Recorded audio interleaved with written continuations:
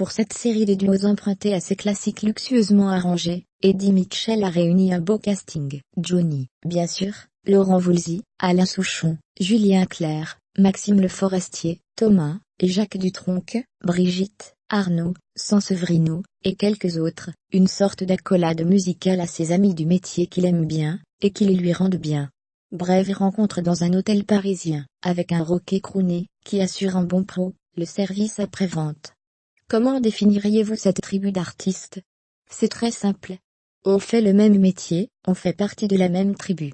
Et contrairement à d'autres, les artistes sont des gens qui se respectent beaucoup, même s'ils n'apprécient pas tout, chez l'un ou l'autre.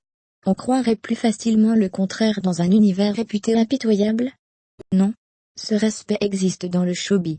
Il n'y a pas que l'amitié, il y a aussi la fidélité. Pas facile de réunir tout ce petit monde dans le même studio? Ça fait partie du jeu, qui a duré 6 mois. Et comment avez-vous défini les rôles, attribué telle chanson à tel artiste? C'était évident pour Johnny dans cet rocker. J'ai fait aussi appel à des artistes d'une autre génération, qui ont un son proche des bonnes chansons des années 60. J'ai pensé à Brigitte pour La fille du motel, et à Cœur en Anne pour Toujours un coin qui me rappelle. Ma fille Marilyn s'est mise au chant, il y a 3 ans, et comme elle chante bien, on reprend ensemble, et la voix d'Elvie. Il y a aussi le chanteur américain Charles Bradley, dans la reprise de Otis qu'il voulait retravailler. C'était sa dernière session, il est malheureusement décédé en septembre dernier. Vous avez eu des refus, des absences? Pas des refus, plutôt des indisponibilités. Je pense à Véronique Sanson, qui n'était pas en forme, puis après en tournée. Il fallait bien boucler, penser à la promotion, et préparer aussi la suite. Un second album déjà en route?